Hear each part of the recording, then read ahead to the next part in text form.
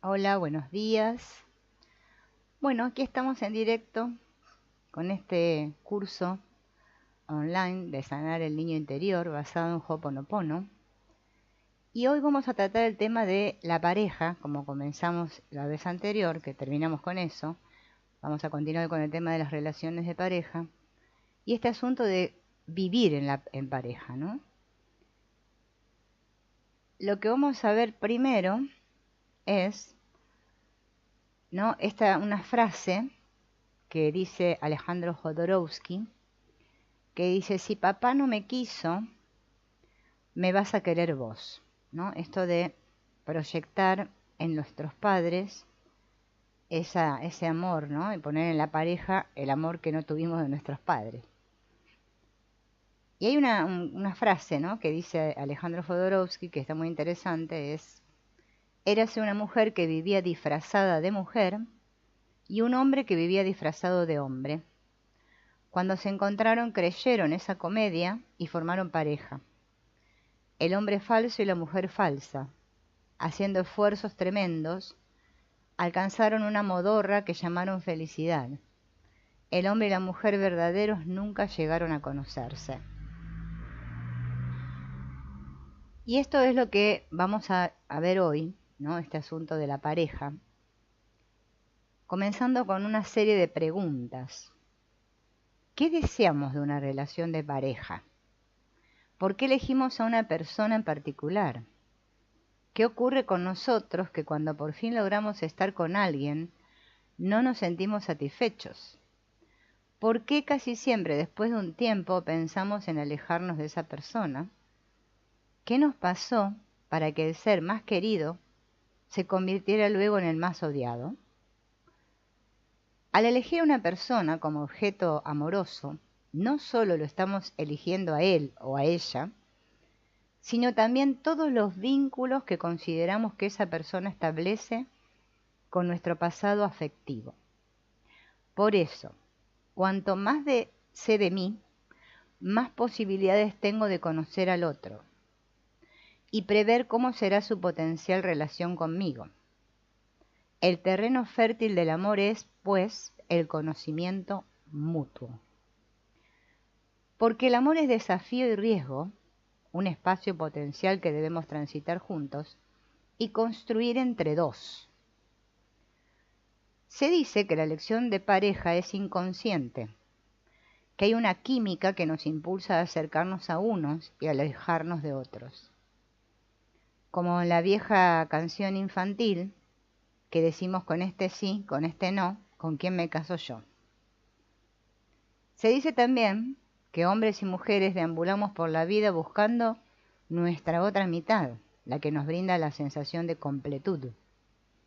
Y es en el momento del enamoramiento cuando creemos haberla encontrado. El enamorado solo ve en el ser amado lo que anhela, lo que le place y lo que le falta. Pero todo eso que nos gusta del otro, ¿realmente lo tiene? ¿Le pertenece? ¿O será nuestra imaginación quien lo adorna con cualidades que solo nuestros ojos advierten? El momento del enamoramiento no se ve empañado por dudas. Hemos encontrado nuestra media naranja y tenemos la certeza de que estando juntos todo será perfecto. Nos nutriremos mutuamente, creceremos juntos. El enamoramiento nos enceguece al punto de no poder imaginar que estando juntos quizás también podamos empobrecernos o dañarnos. El enamoramiento en realidad no es más que una etapa en el proceso de la construcción del amor. Es esa llave que permite a dos personas acercarse y comenzar a conocerse. Arranca con una ilusión, la de que por fin encontramos a nuestro príncipe azul o a nuestra princesa. Y a medida que el tiempo transcurre, debemos transitar el camino que va del enamoramiento a un amor maduro y perdurable. Es ese trayecto el que nos permite percibir una nueva realidad. Empezamos a conocer al otro y nos conocemos mejor a nosotros mismos. empezamos a amar al que verdaderamente es y no a la ficción que construyó nuestra necesidad. Pero la mayoría de las veces ese nuevo conocimiento nos hace descubrir aspectos del otro que no nos satisfacen y que nos rehusamos a ver al inicio. Y ahí empiezan los reproches, los reclamos, la desilusión, la sensación de que hemos sido engañados. ¿Pero por quién hemos sido engañados? ¿Quizás por nosotros mismos? ¿Qué buscábamos en esa persona de la cual nos enamoramos? Y hay muchas respuestas y son muy variadas. Era comprensiva, me trataba tan delicadamente, le podía confiar todas mis cosas, me escuchaba. Siempre tenía una sugerencia inteligente que hacerme, jamás una crítica. No resistí su sugestiva manera de vestirse. Si analizamos estos motivos del deslumbramiento y los asociamos con nuestro pasado, vamos a comprobar cuánta relación tienen con nuestra historia y nuestras primeras experiencias infantiles. Son estas las que a fin de cuentas determinan que elijamos a una persona en particular. Nos casamos llenos de expectativas. El otro es todo para nosotros. Un amigo, un amante perfecto. Ese que nos protege, el que nos ayuda a enfrentar los miedos. La persona que cubre todas nuestras faltas. La que nos permite abandonar la soledad. La que nos permite ordenar la vida sexual. La que nos atiende, la que nos valora. Entonces es así como llegamos a la pareja con una serie de preconceptos de cómo debe ser ese vínculo, sobre qué se comparte y qué no se comparte, sobre cuánto y cómo se debe hacer el amor. Y elaboramos una larga lista de cosas que tendrán que ser de una determinada manera. Son los deberías del otro o los deberías de la pareja. Pero es necesario que ambos entiendan que ni ellos como individuos ni las parejas que conformen tienen el deber de hacer algo que contradiga su sentir. El único deber es ser auténtico con uno mismo. Y cuando en la pareja no se coincide, hay un solo camino, la negociación. Nadie puede imponerle al otro su voluntad, obligarlo a hacer algo que no desea. Si nos exigimos ser lo que no somos, nos vamos a sentir mal, insatisfechos, sometidos, y vamos a terminar buscando a alguien en quien depositar el origen de nuestra frustración. Culparemos entonces a nuestra pareja sin llegar a comprender nuestra responsabilidad en el asunto. Muchos de los malos entendidos de las parejas se producen porque inconscientemente le exigimos al otro aquello que nosotros deseábamos de nuestros padres y nunca nos atrevimos a pedir. Cuando comprendamos que estos reclamos son problemas no resueltos en nuestra infancia, vamos a ser capaces de aceptar que nuestra pareja no puede satisfacerlos.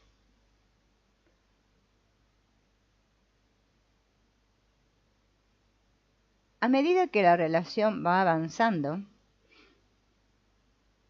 y uno comienza a intimar en esta intimidad, enfrentamos cuestiones fundamentales de la existencia humana, las influencias de nuestra historia familiar que inciden en nuestra conducta, la dinámica de nuestra personalidad, los interrogantes sobre quiénes somos, qué buscamos, qué somos capaces de dar, cómo comunicarnos, cómo manejar nuestros sentimientos, cómo permitir que el amor fluya a través nuestro, cómo comprometernos, cómo entregarnos.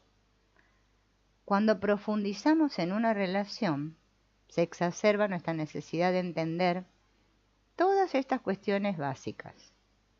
y nos vemos obligados a explorar con más profundidad dentro de nosotros mismos. Por eso este tema de las parejas siempre es un construir juntos, ¿sí? Porque si no, siempre las parejas van a tender a fracasar.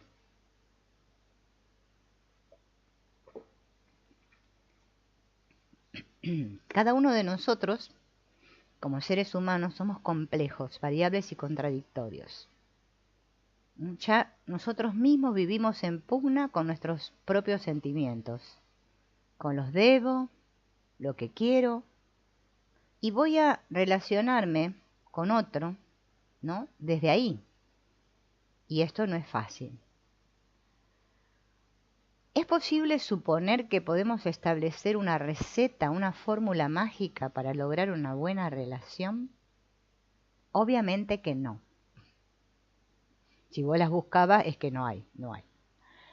Pero, una vez más evidencia que es imprescindible ahondar en el conocimiento de uno mismo. ¿Sí? Esa es la mayor herramienta, conocerse a uno mismo. Es la única vía para comprendernos mejor. Comprender al otro y comprender nosotros en función del otro. En ese mutuo conocimiento, en ese descubrir las diferencias, va a radicar el poder discernir si es posible o no construir ese puente que permite acceder al verdadero amor. Las recetas para solucionar rápidamente nuestras dudas y conflictos son inútiles. Un cambio verdadero, un cambio interno y profundo tiene lugar cuando nuestras preguntas y dificultades despiertan nuestra firme voluntad de enfocar las cosas de una forma nueva. El sistema de creencias, ideas y pensamiento de nuestras figuras significativas va dejando huellas en nuestra vida bajo la forma de mandatos familiares. Nuestra familia de origen ejerció una influencia muy poderosa porque nos proveyó nuestro bienestar. Fueron las primeras personas por las que sentimos amor y éramos muy dependientes de ellos. Si nuestros padres nos hicieron sentir carencia de amor, vamos a reaccionar de distintas maneras. Cuando encontramos una pareja que nos lo brinda, ¿qué vamos a sentir? Que no somos merecedores de ese amor. Y tenemos miedo de perder ese amor. Tememos que nuestra pareja nos abandone.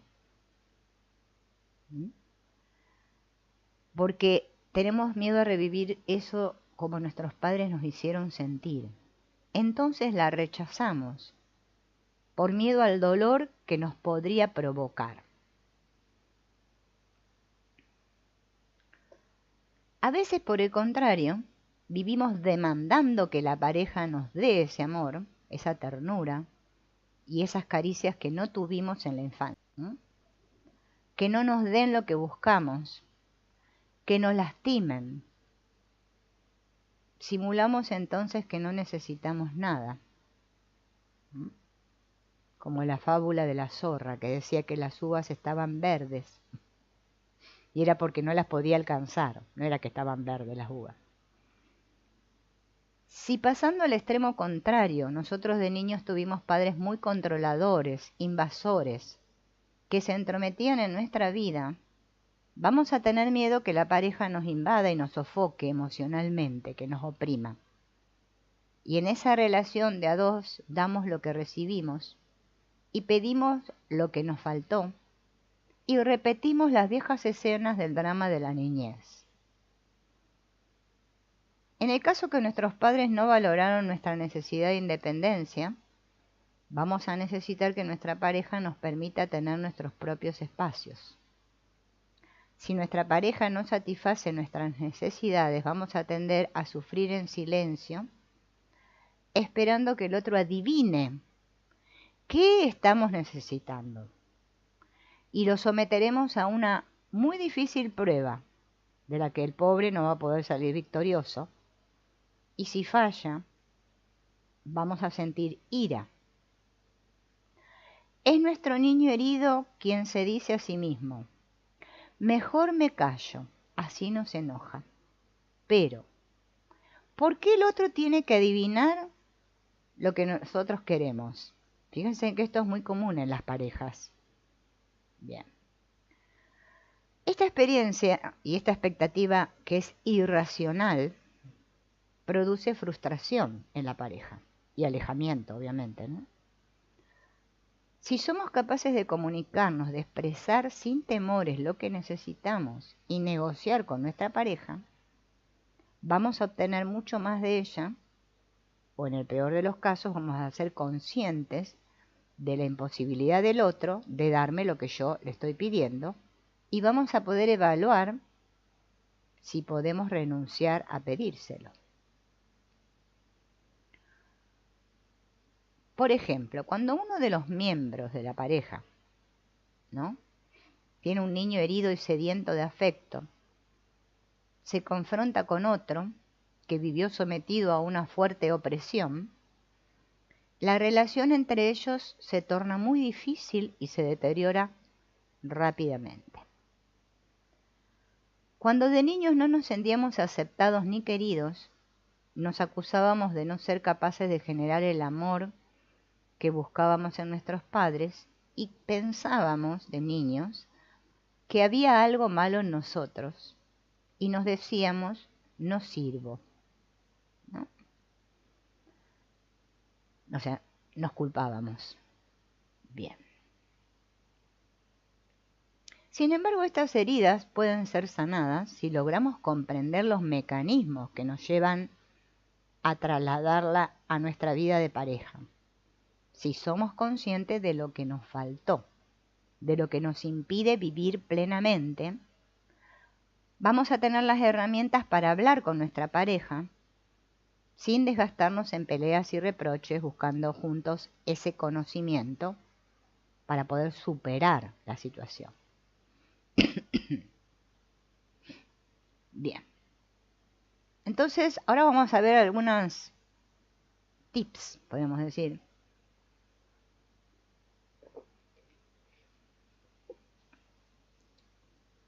para darnos cuenta, ¿no?, de qué defensas usamos, cómo nos protegemos, justamente cuando tenemos dificultades en nuestros vínculos de pareja. Nos decimos, nadie quiere estar conmigo. O me digo, no necesito una pareja. No merezco amor. Siempre debo agradar a los hombres. Solo consigo hombres casados. No quiere cambiar y así como es, no lo quiero. Esas son las defensas que erigimos, ¿no?, para protegernos de nuestras dificultades, para no comprendernos ni autoconocernos, ¿no? Otra reacción frecuente ante las conductas del otro que nos desagradan es la de decir en forma omnipotente, no importa, cuando se case conmigo va a cambiar. Bien. Pero nadie puede cambiar al otro. Si ese alguien o ese otro no se hace cargo de sus propias tendencias destructivas o conductas, bueno, destructivas o lo que sea. Muy pocas veces nos detenemos a pensar seriamente, ¿quién soy yo en realidad? ¿Qué quiero para mí? E inconscientes, nosotros mismos, de lo poco que nos conocemos, no podemos conocer tampoco al otro ni permitirle que nos conozca. El conocimiento mutuo está directamente ligado a nuestro propio autoconocimiento. Una vez, hace poco, una persona me preguntó, porque yo hice una propaganda de la terapia, ¿no?, que ofrecía. Entonces me dice, ¿pero qué herramientas ofreces vos? Y yo le puse el autoconocimiento y no me respondió mal. Parece que se enojó o no entendió lo que le quise decir. Como que nos parece que autoconocernos no fuera nada. No, es que es lo más difícil que hay. Nadie quiere conocerse a sí mismo. Queremos que nos den recetas, fórmulas mágicas, tenés que hacer esto, esto y esto y esto. Repetid la palabra no sé cuánto, hace así, hace así. Pero nadie quiere ir adentro y conocerse. Y esa es la mayor herramienta, y yo diría que la única que funciona. Bien, ¿qué amor podremos construir desde una ignorancia recíproca? Hasta que no salte a la luz de nuestra conciencia el peso de nuestra historia infantil, vamos a seguir relacionándonos con nuestra pareja, tal cual como aprendimos a relacionarnos con nuestros padres en nuestra infancia. Un hombre elige a una mujer porque es muy parecida a su madre y puede dejar de amarla porque se parece demasiado. Una mujer elige a un hombre opuesto a su padre y puede dejar de amarlo si descubre que no es tan opuesto como pensaba. Una mujer que le teme a la opresión se casa con un hombre que le teme al abandono. Y cada vez que él demande su presencia, ella se alejará para evitar sentirse oprimida. Y él se va a sentir abandonado.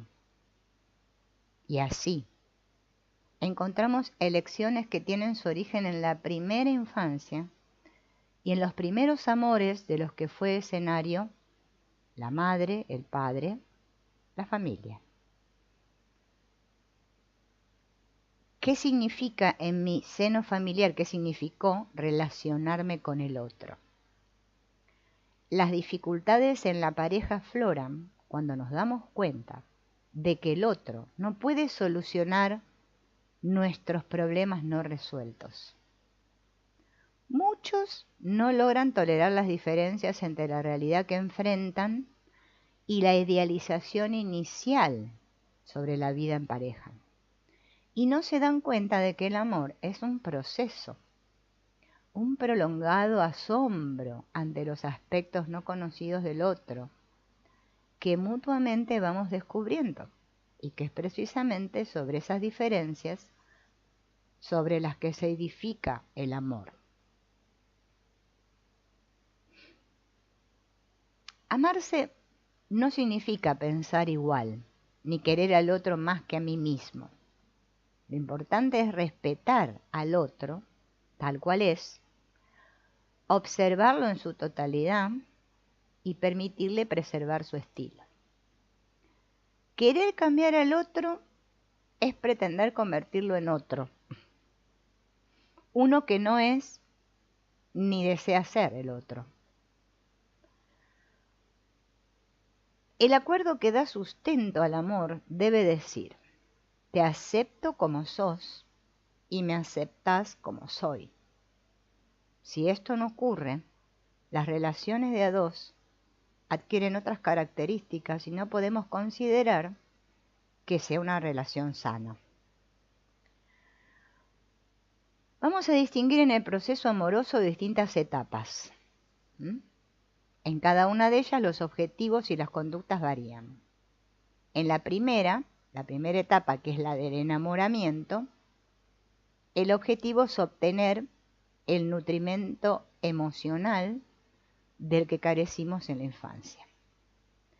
La pareja se conoce y el otro se transforma en un todo imprescindible, porque nos brinda todo aquello de lo que carecimos en la infancia: cariño, protección, admiración, escucha, tolerancia. Se hacen de lado los intereses habituales, los amigos. Somos uno para el otro. Perdón. Esta etapa tiene un límite en el tiempo. Si es excesivamente prolongada, eso va a empobrecer el vínculo, porque va a generar una dinámica en la pareja progenitor-hijo. ¿Bien? Y eso va a ir limitando el accionar individual y la interacción entre ambos, porque va a formar como una adicción. Entonces llegan a pensar: sin vos no soy nadie, mi vida solo tiene sentido contigo. En la segunda etapa, la del crecimiento en el amor, la comunicación es una tarea más ardua y compleja. Al compartir pensamientos, sentimientos y experiencias empiezan a revelarse las diferencias. Es aquí donde ambos tienen que tener el coraje de expresar sus verdades y distinguir lo que es particular de cada uno de ellos.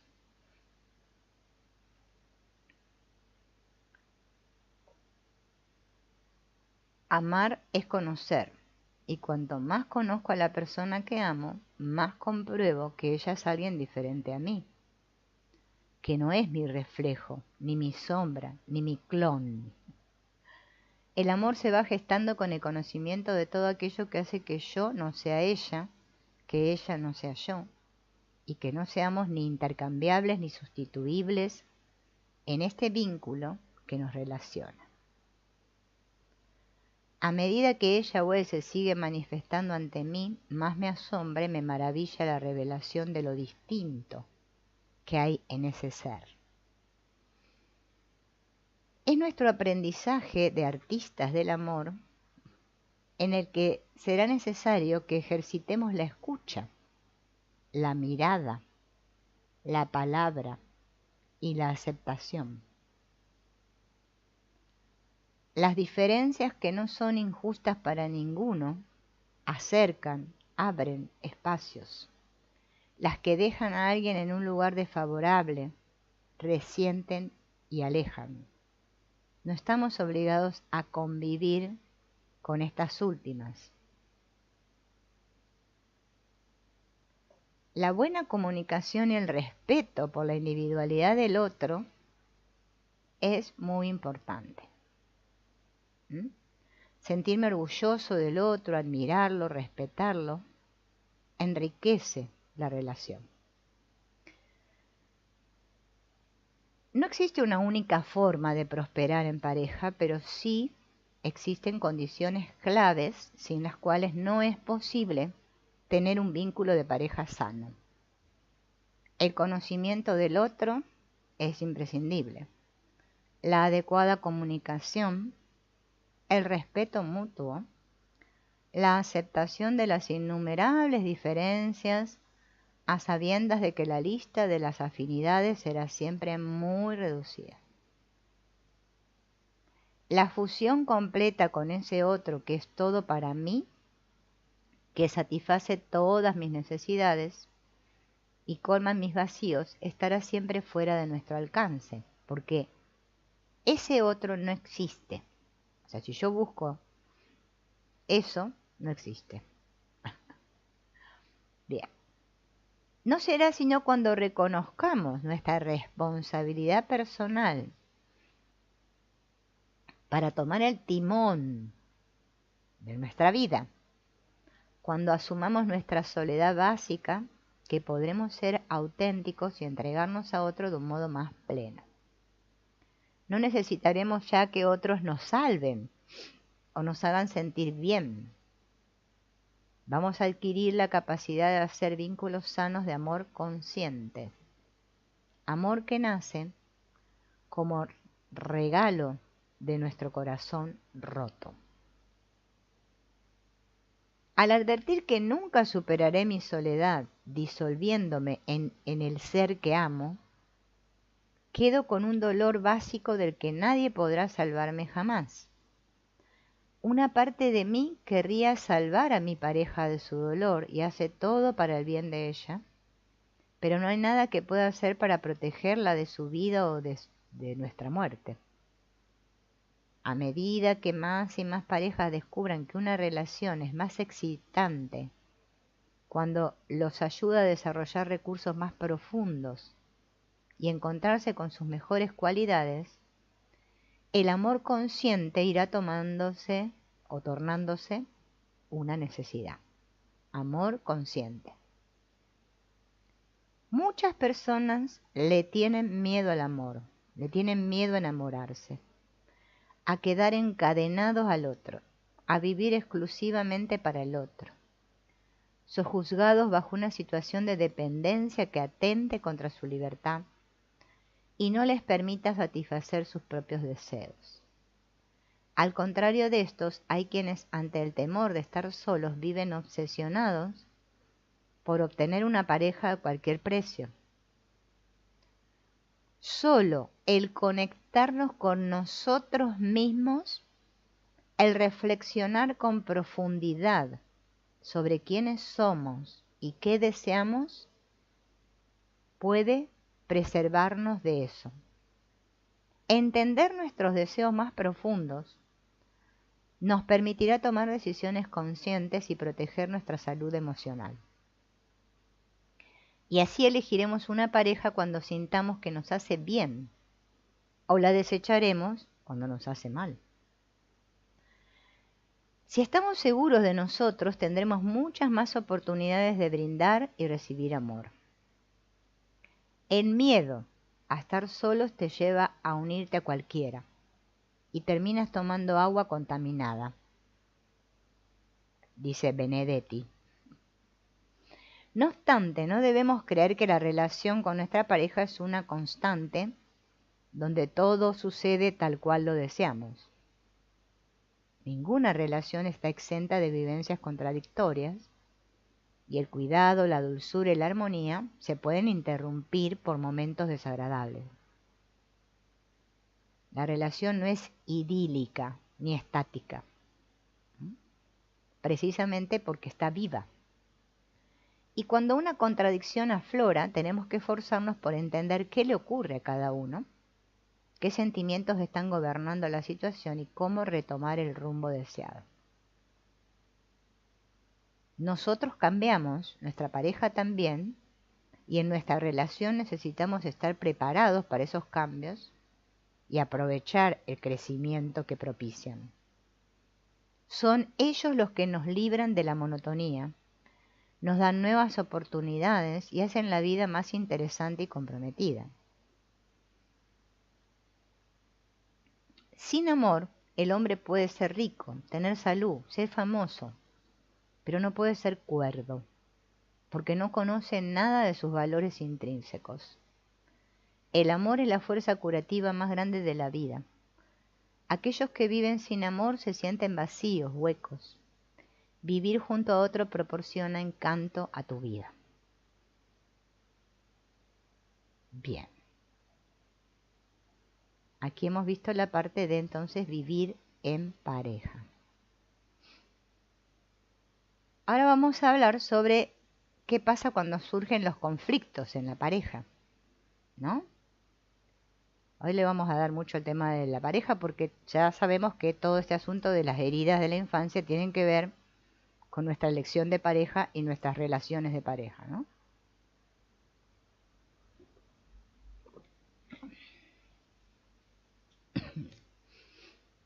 Bien. Esperen que ya... Entonces, las escenas estas del drama de nuestra niñez se hacen presente otra vez en nuestras relaciones actuales. Las revivimos. Esas heridas que no cicatrizaron no nos permiten que el amor fluya con libertad y acabamos proyectando estas experiencias lastimosas infantiles en los vínculos que luego entablamos de adultos, particularmente en nuestras relaciones de pareja. Cuando durante toda nuestra infancia nos causaron gran angustia las eventuales consecuencias de decir no, nos resulta muy difícil después decirle no a nuestra pareja, porque no queremos que el otro se enfade para no pelear.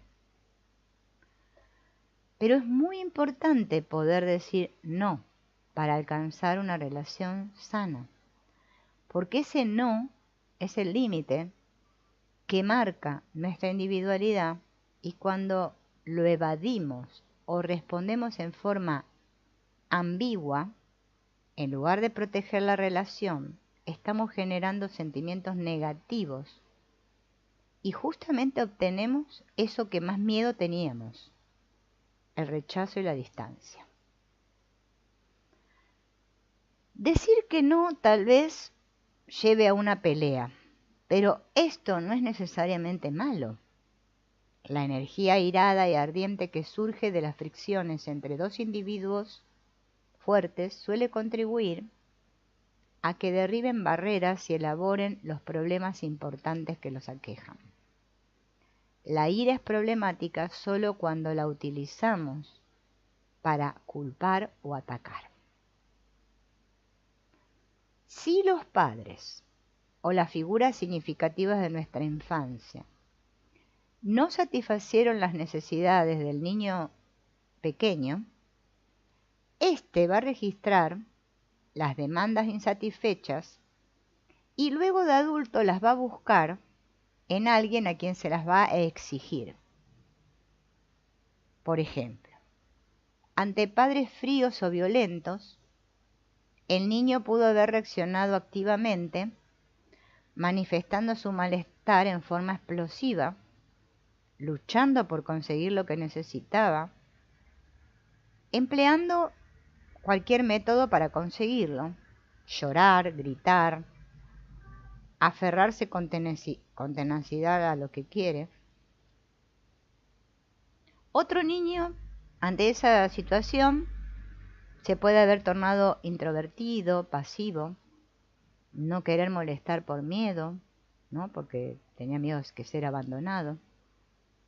Este es el tipo de niño retraído, que no llora, que niega sus sentimientos, sus necesidades, convencido de que sus esfuerzos no sirven para nada. Tanto ese tipo de niño como el otro tipo de niño van a acarrear sus vivencias a la vida de pareja.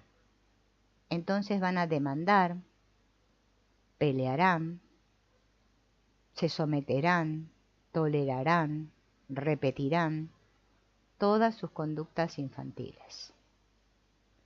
Las heridas que recibimos de nuestras figuras significativas, o sea, de nuestros padres o quienes nos hayan criado, están ahí, grabadas en nuestro inconsciente. Y necesito sanarlas. Entonces, voy en busca de alguien que me dé eso, que me escuche, que me quiera. Alguien para quien yo me sienta importante. Y ahí digo que me enamoré. Y esperamos que esa persona elegida llene mis vacíos emocionales, que repare los destrozos de una infancia malherida. Así casi todos es como buscamos pareja.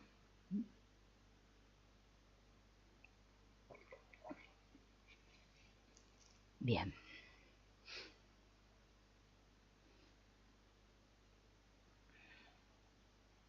Resalto los ejemplos.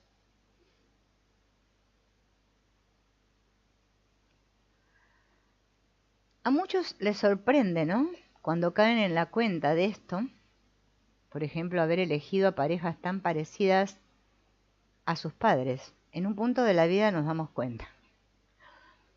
A pesar de que tantas veces se juraron: jamás me casaré con un borracho como mi padre, o nunca me casaré con una tirana como mi madre, jamás toleraré esa violencia.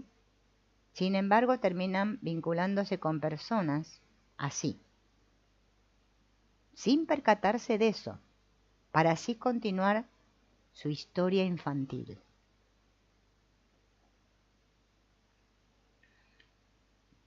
Bien. Reconocer nuestras heridas de la niñez o de la infancia es la base para nuestro crecimiento, porque es la que nos va a permitir, ¿no?, que estas heridas no se vuelvan a abrir cuando nos casamos o formamos una pareja.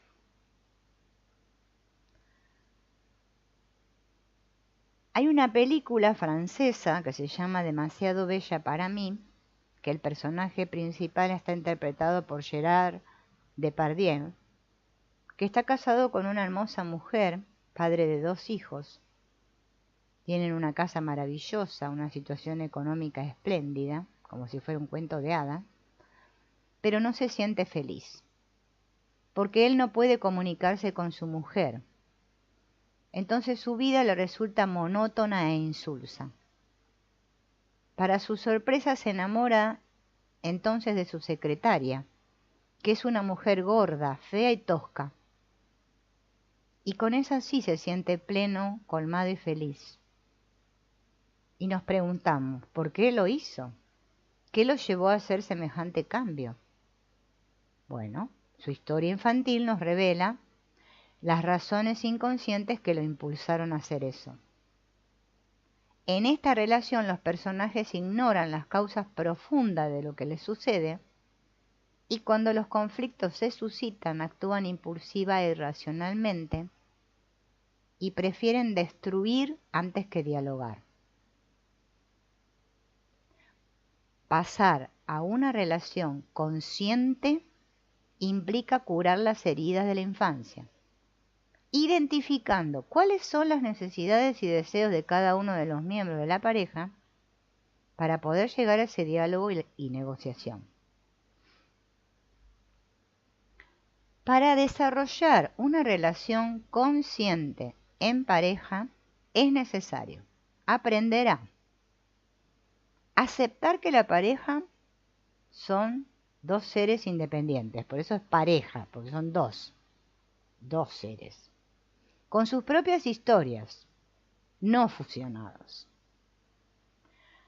Al dialogar, a plantear las propias preocupaciones, a externar los sentimientos que genera la relación, a no criticar ni culpabilizar al otro, a no presionarlo, a comprender que lo que le ocurre al otro, lo que hace, está basado en su propia infancia y no es simplemente un acto hostil contra mí.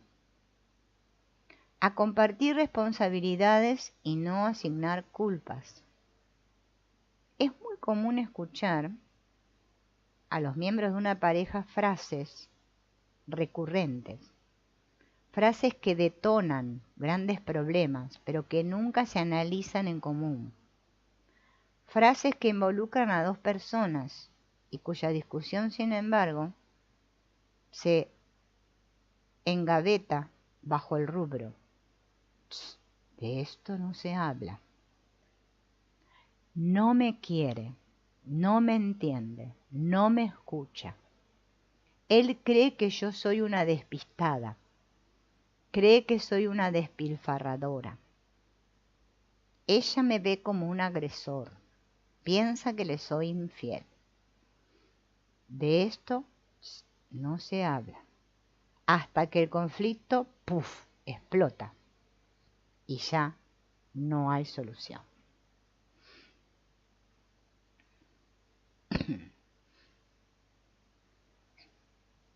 Todo esto que vivimos en nuestra infancia nos deja marcas. Y nosotros nos hacemos cargo de eso, de niños, y la vamos cargando toda nuestra vida. Por ejemplo, no merezco amor, nunca puedo conseguir lo que quiero, si ven mis necesidades huirán de mí, no confío en el amor, es una forma de control, debo agradar siempre a los hombres, debo salvar a las mujeres, nadie me amará si me muestro como soy.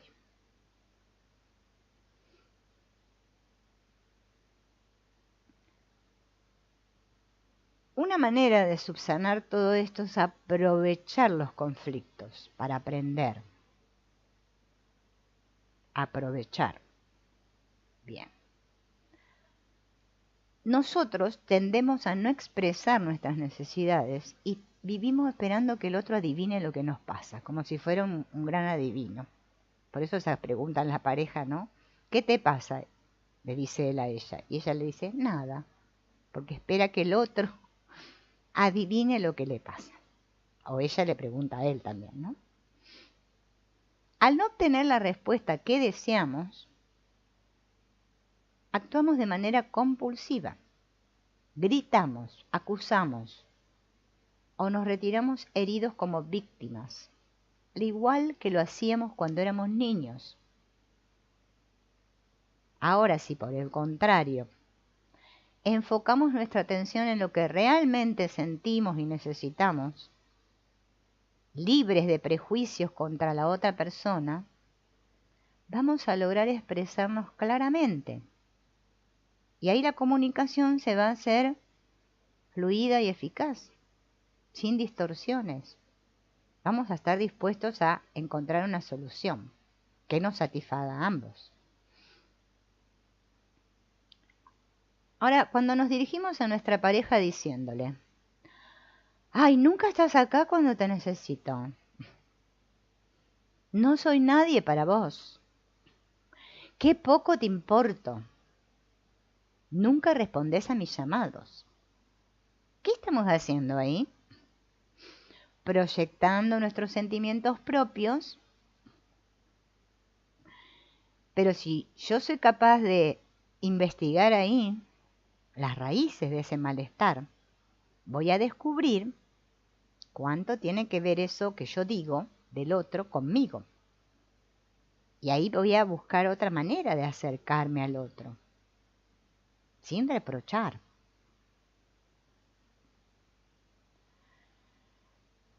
Bien.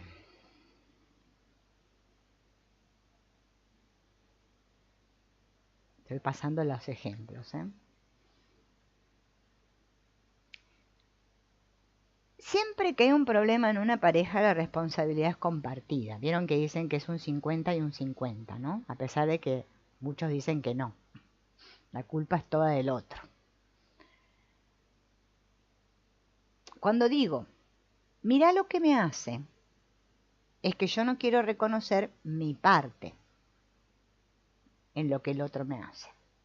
Entonces me cierro a la posibilidad de entender la situación.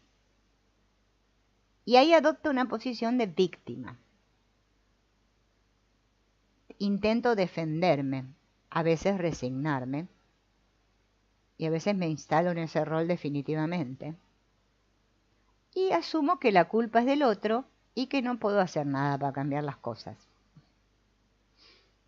Yo no tengo nada que ver, es él. Lo cierto es que cada relación de pareja tiene sus momentos buenos y sus momentos malos. ¿Bien?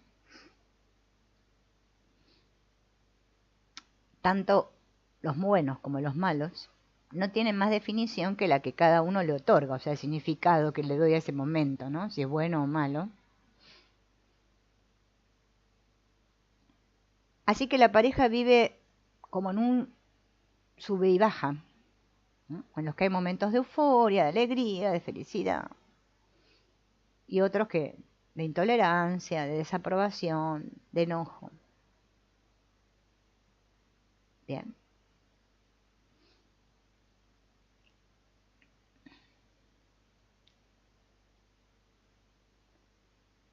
Bien.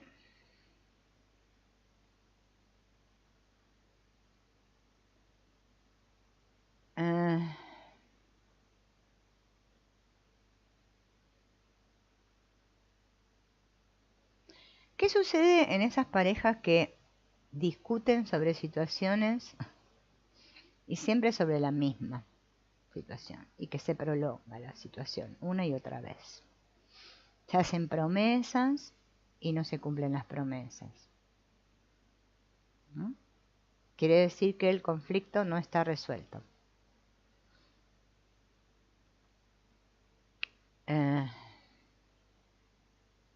La dificultad que se presenta a la hora de resolver estos conflictos reside en que no distinguimos con claridad cuál es la verdadera razón del conflicto.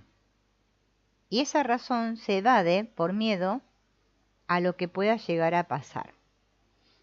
Por ejemplo, se discute por dinero, por los hijos, por la sexualidad, perdón, por las pequeñas dificultades cotidianas, en la convivencia, por lo que yo quiero y no recibo, por lo que me hiciste, por lo que no hiciste. Las reacciones tienen mucho que ver con viejas estructuras que se arrastran de la infancia. El problema real se da cuando sus desacuerdos tocan viejas sensibilidades dentro de cada uno allá donde uno se siente más vulnerable, aislado, indeciso o temeroso. Existen en la pareja secretos no compartidos, problemas de los que nunca se habló. Esos van adquiriendo proporciones muy enormes y ninguno de los dos es capaz de percibir esto. Por eso es importante abrirse al otro y exponerle lo que a uno le está ocurriendo en su interior. Bien. Ser honestos. Cuando todo el empeño en resolver la situación no es suficiente, entonces realmente debemos pensar con mucha sinceridad cómo queremos que continúe nuestra vida.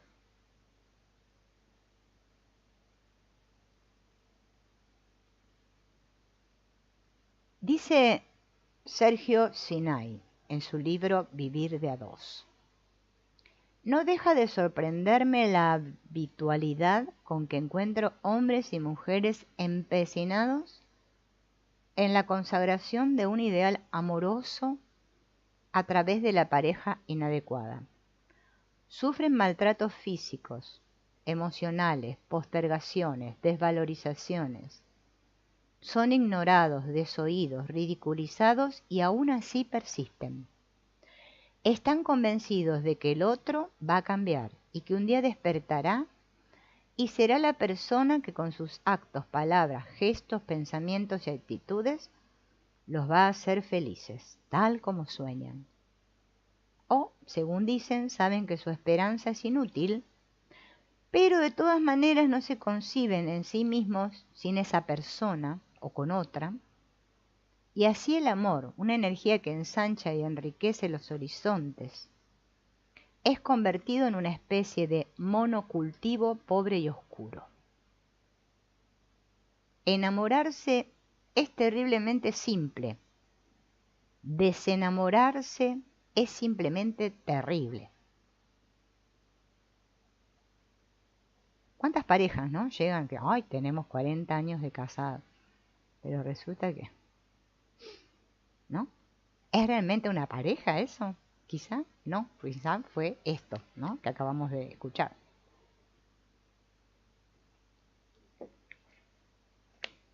Bien, vamos a continuar.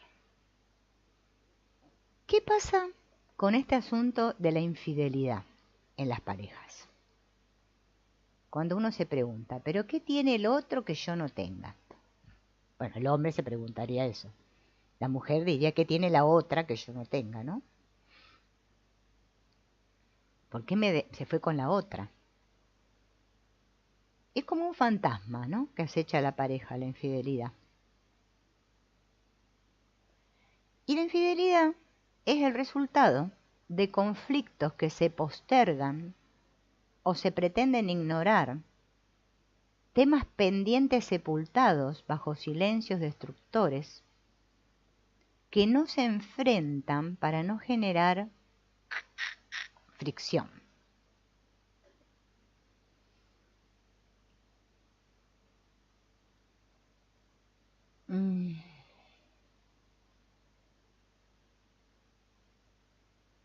La infidelidad suele ser el resultado de conflictos ocultos que se postergan o se pretenden obviar, generalmente a causa de la presión social.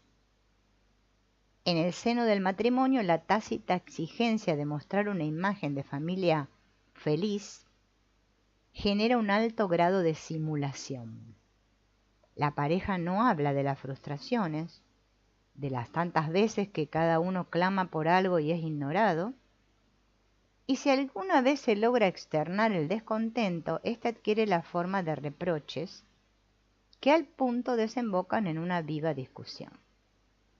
Las demandas se entrecruzan, pero no se lleva a cabo un análisis ni se evidencia una voluntad de buscar soluciones o generar acuerdos.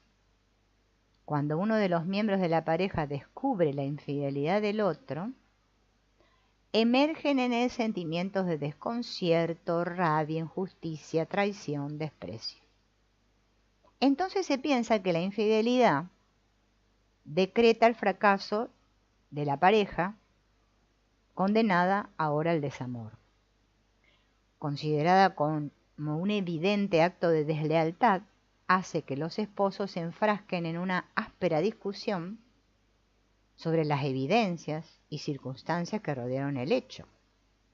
Y la desconfianza y el temor por eventuales secretos aún no revelados proyectan sus sombras sobre el matrimonio. Las causas en realidad tienen mucho más que ver con la historia de la pareja que con el acto de fidelidad en sí. Es una transgresión que va más allá de los motivos que aparentemente la provocaron. Si bien es cierto que uno de los miembros aparece como el causante obvio, la situación ha sido generada por ambos. Y muchas veces los tres involucrados quedan atrapados en el cruce de sus tres historias donde se mezclan la transgresión, la confusión y el dolor. Hay una escritora llamada Ethel Krause que en uno de sus libros dice, el cuento es un cuento que se llama El secreto de la infidelidad, dice: lo ve venir y no sabe cómo detenerlo. Hace las cuentas y cree que fue hace 2 meses, desde el brindis navideño en su oficina. Pero si lo piensa bien, sabe que comenzó mucho antes. Tal vez hace más de 1 año, o antes. ¿Desde cuándo no la besa? Pero sí recuerda las cosas. Sandra nunca ha podido decirle a Saúl nada de lo que es de veras importante para ella. Por ejemplo, decirle: bésame, por favor. ¿Por qué ya no te hundes en mis labios? La madre había sido atropellada por un automóvil y Saúl se mantuvo extrañamente al margen, como si el dolor de Sandra no le importase. Ella no sabía qué dolor atender primero, el que le causaba el sufrimiento de su madre o el que le procuraba la indiferencia de su marido. No pudo decirle a Saúl: ¿no ves que sufro? ¿Podrías acariciarme? Me dejas sola en este torbellino. Sandra siente que algo anda muy mal, pero evita enfrentarse al hecho. Hay algo de él que ella ignora, pero tampoco puede preguntarle: ¿te pasa algo? ¿Nos pasa algo? Estoy aquí esperando tu ternura, hambrienta de tus manos, a la espera de tu mirada. Pero Sandra no se atreve a preguntar. Es menos riesgoso intentar deducirlo por ella misma. Intuye que si descubre cuándo comenzó esta situación, llegará a entender por qué está ocurriendo este deterioro progresivo. Y empieza a recordar fechas y eventos y se detiene en algo reciente: el brindis en su oficina. Saúl no quería acompañarla y ella no quería ir sola. Finalmente fueron juntos, pero Saúl se quedó afuera y ni siquiera saludó a su jefa, porque él la considera corrupta y manipuladora. Sandra regresó a su casa muy enojada y pasaron 2 días en los que no se hablaron uno al otro. Cuando por fin Sandra se atrevió a reclamar, Saúl se abstuvo de responder y volvió a imponerse el silencio. Pero no le dijo lo que de verdad hubiera querido, como por ejemplo: ¿por qué me lastimas así? Acompañarme es cumplir conmigo, padecer conmigo, comprender mi necesidad, mirarnos a los ojos. Como Sandra no podía decir lo que sentía, pensaba que lo mismo que le pasaba a Saúl y le ponía palabras al silencio de Saúl. Pensaba que Saúl hubiera querido decirle: no estés tan pendiente de mis gestos y mis palabras, porque me siento presionado, y si no cumplo tus expectativas te conviertes en una sombra dolorosa detrás de mí. Entonces ella empezó a sentir que el amor los había abandonado pero se esforzaba en no reconocerlo, porque tenía miedo a enfrentarse sola a la vida. Tenía tan baja autoestima que no se imaginaba un futuro doloroso. Estaba en un callejón sin salida. Por un lado, no era capaz de sincerarse con Saúl y analizar lo que estaba pasando, discutirlo con él. Y por el otro, tampoco quería terminar con la relación.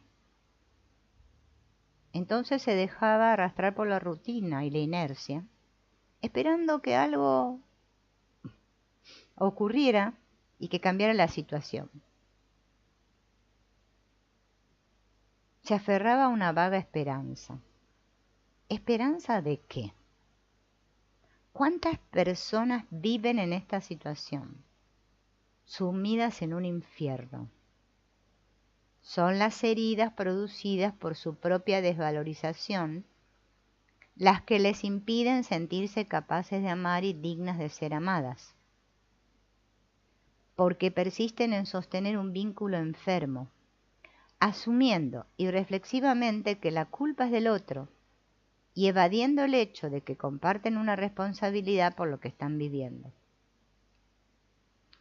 Ni luchan por modificar la situación, ni son capaces de romper el círculo que los encierra. Aceptan, se someten, simulan. Van escribiendo su propia novela, independientemente de lo que realmente piensa y siente la otra parte. Suponen, pero no hablan de frente. Es entonces cuando la infidelidad aparece como una válvula de escape, como una alternativa para procurarse afuera lo que no existe dentro, cuando la vida de a dos no es satisfactoria. Sin embargo, la compensación que reporta tiene un elevado precio. La infidelidad corta la posibilidad de desarrollo de la pareja, porque es una ruptura de confianza y ya ahí no hay posibilidad de negociación.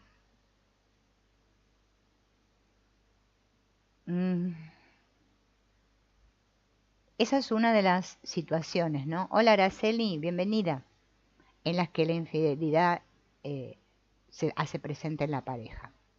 Pero hay más, ¿no? Otras ocasiones,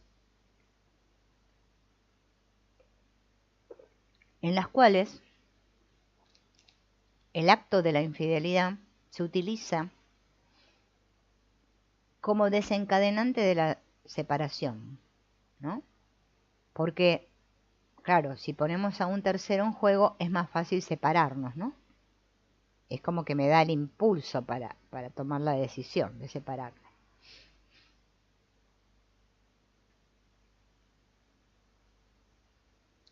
El descubrir el acto de infidelidad representa un ataque al narcisismo y genera un intenso sufrimiento. Me hago la pregunta, ¿qué tiene el otro que yo no tenga? Todo individuo desea ser lo más importante para el otro. Si yo amo, quiero que el otro no solo me ame, sino que me ame solo a mí y que no me esconda nada. Los sentimientos y creencias se confunden. Porque lo amo, reconozco que el otro tiene derecho a decirme lo que quiera decirme y también a mantener secretos. Sin embargo, cuando el acto de infidelidad queda al descubierto, aflora la sensación de traición.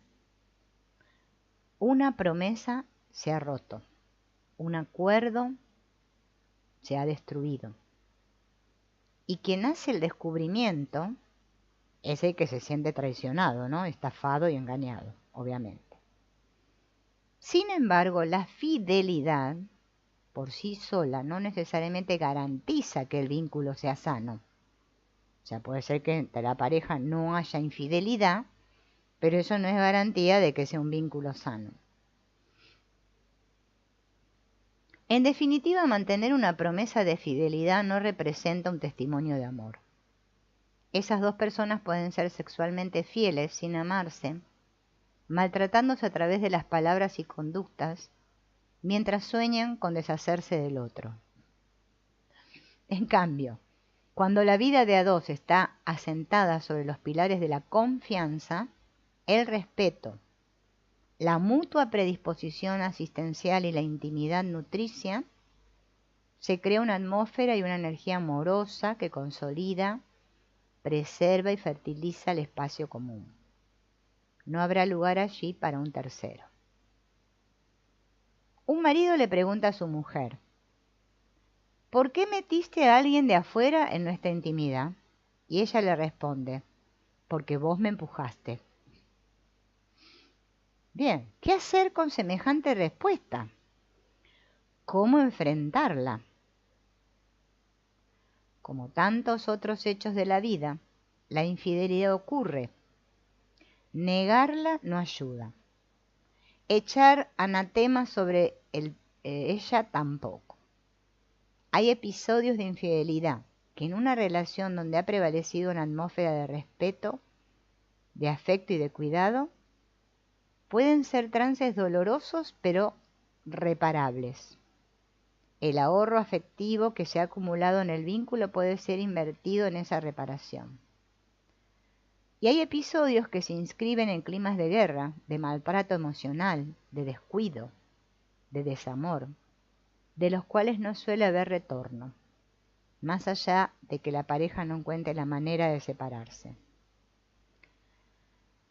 Hay infidelidades que son deudas pendientes del infiel consigo mismo, que intentan cerrar cuentas internas y lo hacen de este modo precario. Y existen engaños que se cometen contra el otro para herirlo, por revancha, para cobrar una deuda emocional, de modo también rudimentario.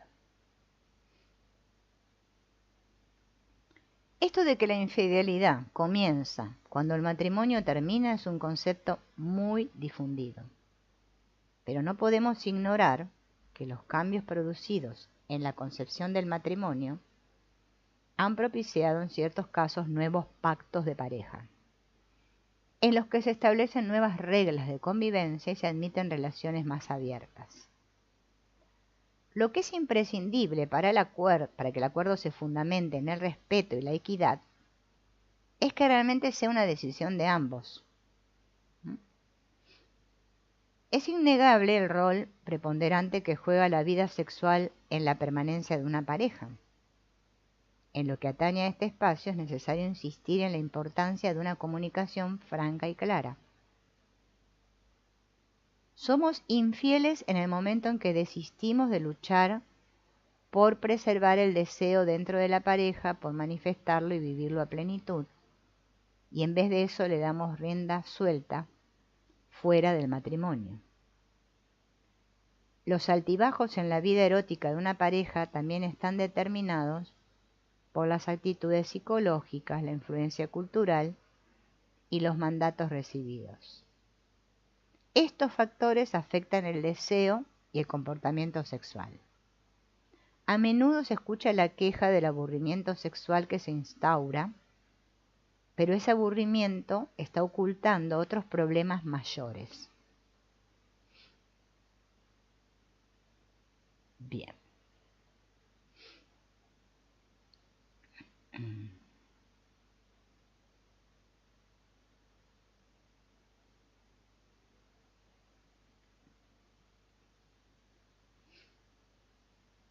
Estoy pasando acá,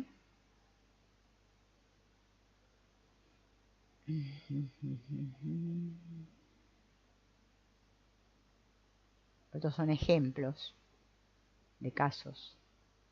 Ya les leí el ejemplo de este caso que era de un cuento, ¿no? Que lo definía muy bien, el de Sandra y Saúl. ¿Qué sucede cuando la pareja se desgasta? Todo esto que estamos viendo, que parece que estamos hablando del niño interior y hablamos de la pareja, es porque justamente los problemas de pareja vienen de nuestros problemas del niño interior herido, ¿no? Bueno, lo aclaro por la duda que alguien entre ahora Y dirá, esta que hace hablando tanto de la pareja si estamos en el directo del niño interior. Bien. ¿Qué pasa cuando la pareja se desgasta? ¿Mm? ¿Qué sucede? Bueno, acá hay un cuento. Cuando la pareja está en crisis, las peleas comienzan por cualquier cosa. ¿Mm? Y casi todas se dan por una lucha de poder. ¿Quién puede más que el otro?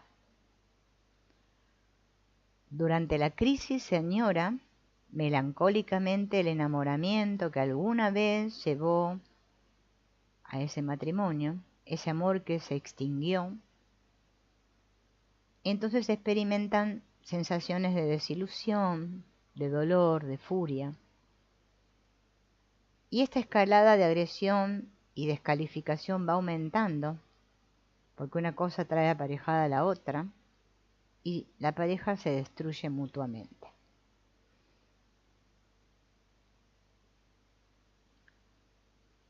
Bien. Entonces uno se pregunta, ¿pero con quién me casé? ¿Qué buscaba en esa persona de quien me enamoré? ¿Mm?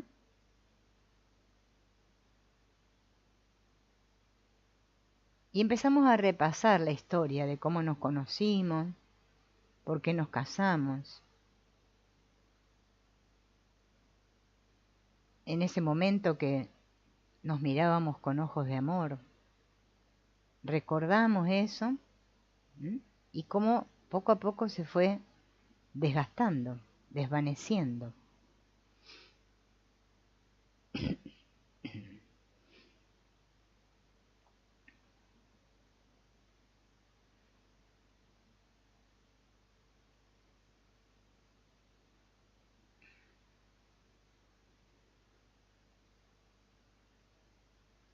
Recordemos que la primera etapa esta del enamoramiento tiene que pasar a la otra etapa, como ya lo dijimos anteriormente, ¿no? En este desconcierto, en este desgaste de la pareja, nos preguntamos, ¿cómo aquella persona en quien yo antes encontraba todo, hoy no me brinda nada? ¿Mm? ¿Por qué? Porque me casé confiando en que el otro va a ser poco menos que perfecto, un amante envidiable, un amigo incondicional, comprensivo, protector. O sea, le pedimos lo imposible. Pero no nació la persona ideal, no. No hay nadie que pueda responder a semejantes expectativas. Entonces, comparar las ilusiones del principio con este desencanto posterior puede ser doloroso.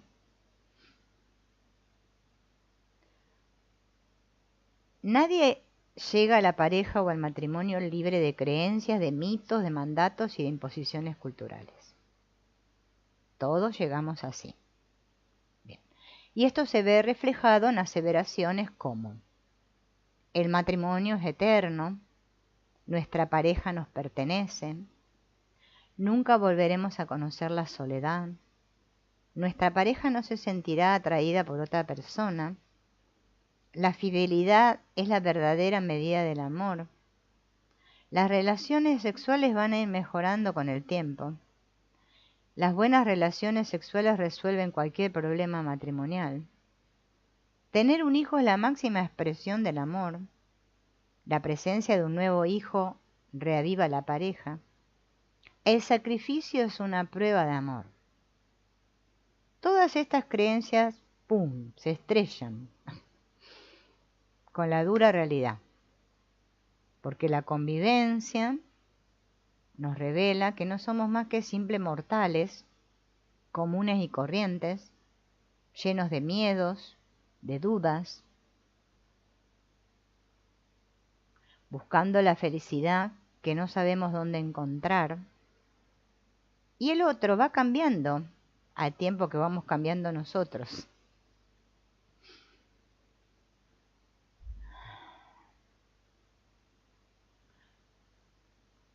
Como dice Jorge Bucay, la pareja no es un estado inmutable de dos personas que no cambian.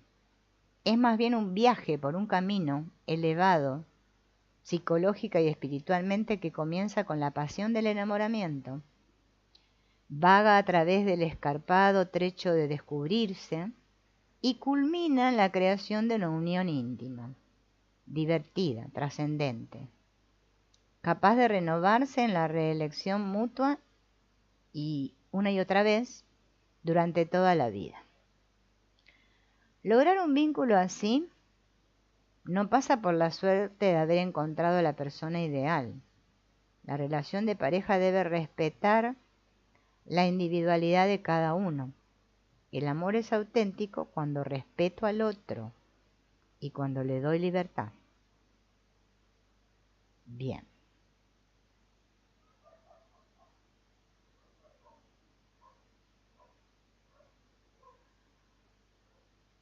Todas estas situaciones irresueltas de nuestra infancia, todas estas heridas de nuestra infancia, nos llevan a recrear en la relación de pareja las circunstancias que tanto nos dañaron. E inconscientemente buscamos y encontramos personas que actúan de forma similar a los personajes de nuestra historia infantil. Como cuando alguien se casa con una pareja en apariencia tierna y dulce, que me compensa los malos tratos recibidos de mis progenitores y luego más adelante termina revelándose como un ser cruel y agresivo. Tengo que dejar de ser víctima. Descubrir la verdadera causa de mi sufrimiento es lo único que me va a permitir entender y superar la repetición de mis actos. Bien.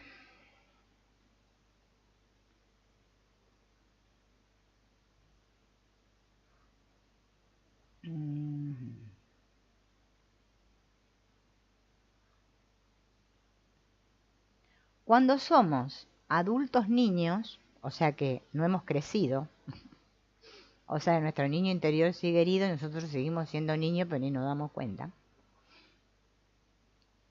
Todas las demandas no satisfechas de la infancia las trasladamos a la pareja. Pero el otro no puede solucionar lo que nosotros mismos no resolvimos. Nuestra historia condiciona nuestra libertad de elegir. Busco lo que no recibí de niño. Doy lo que recibí de niño. Si no recibí nada, pido todo. Demando todo y doy nada. Cuando no tenemos amor, le pedimos al otro que nos lo dé. Pero nadie más que nosotros podemos darnos ese amor. Y cuando dos personas carentes de amor se encuentran, entre ambas se sienten engañadas.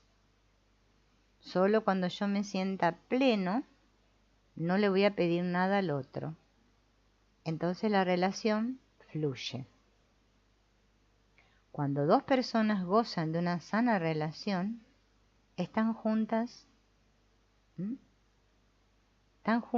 que casi son una.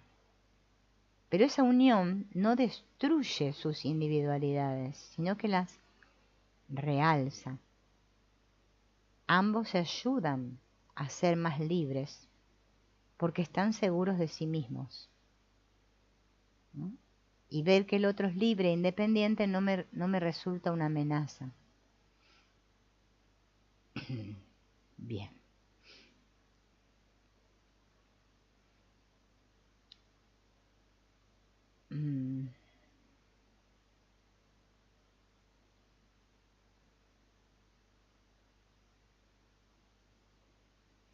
Por lo general, en lugar de atacar el problema raíz o central, lo que hacen las personas es buscar soluciones en áreas que no tienen ninguna relación con el problema central. ¿sí? Se enfrascan, se desahogan su frustración enfrascándose en discusiones basadas en malos entendidos.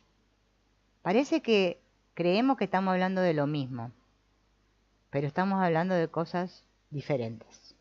Bien. Y discutimos de manera apasionada, creyendo que nos estamos comunicando íntimamente con el otro, pero en realidad es un diálogo de sordos, porque cada uno está hablando consigo mismo.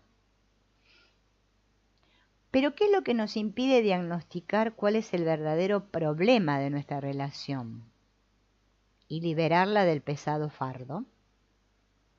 El miedo al dolor, ese dolor que implica la introspección necesaria para aceptar que estamos mal, independientemente del otro, y que cuando estamos mal, no respetamos al otro, sino que lo tomamos como una prolongación de nosotros mismos.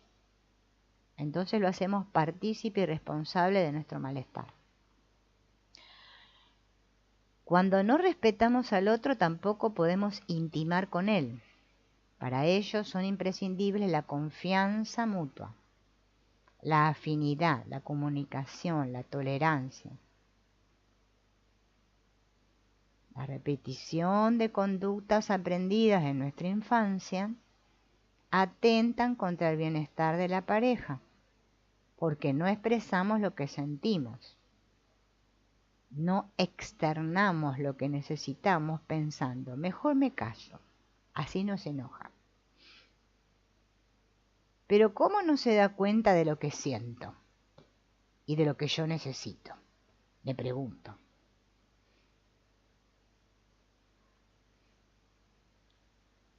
Bien.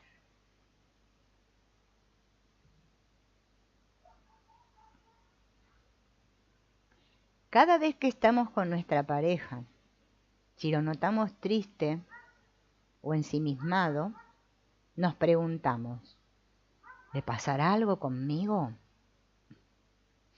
En lugar de plantearnos la pregunta, ¿qué le estará pasando? Todas las parejas se achacan culpas mutuamente y todo lo que acontece siempre es la responsabilidad del otro. Cuando ocurre esto, tengo la oportunidad de detenerme un momento y centrarme y revisar no solo la historia de la pareja, sino ir a mi propia historia. ¿Qué relación guarda mi actual conflicto con mi infancia? ¿De qué modo los mandatos familiares y sociales marcaron nuestras elecciones y tiñeron nuestras expectativas? ¿Quiénes éramos cuando nos casamos? ¿Y en qué cambiamos? ¿Y quiénes somos ahora? ¿Mm?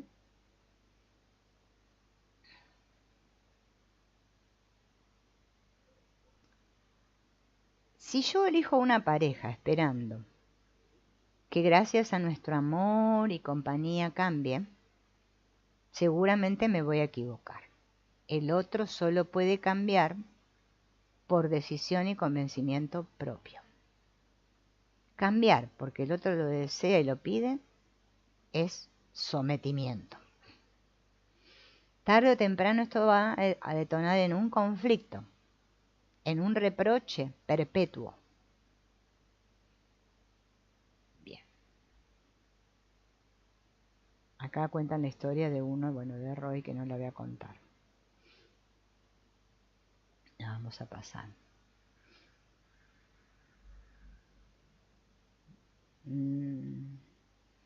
Cuando hayamos sanado nuestras heridas y seamos conscientes de las ataduras que tenemos, vamos a estar más alerta, tratando de descubrir qué es lo que realmente deseamos. Y liberados de temores, vamos a saber que nuestra unión no destruye nuestra individualidad, que la independencia del otro no atenta contra nosotros, que solo nuestra inseguridad, nuestros celos y el no sentirnos merecedores del amor del otro nos llevan a desconfiar, a intentar someterlo bajo nuestro control. Y que con eso no tendremos más que dañar el vínculo. Dos personas maduras, enamoradas, se ayudan mutuamente a ser más libres. Esa es una clave. ¿Mm? Bien. Bueno, a ver cuánto tiempo llevamos. Sí, ya llevamos tiempo suficiente. Bueno, amigos, Araceli, le digo a Araceli que es la única que está ahí, los otros no sé quiénes son que están ahí, pero bueno, gracias por estar ahí. Por hoy vamos a terminar aquí. Tenemos un poco más todavía para ver acerca del tema de la pareja. A ver por qué una pareja se divorcia y qué pasa cuando se divorcian y si tiene algún sentido el divorcio. Y obviamente vamos a seguir trabajando este tema del niño. Esto del divorcio lo vamos a ver así, muy como para redondear lo que aprendimos hoy. Y después vamos a ir a trabajar con otro material para comprender el seguir sanando esto del niño desde otro lugar, ¿no? Para recuperar este niño interior. Así que bueno, los espero en el próximo encuentro. Chao, gracias.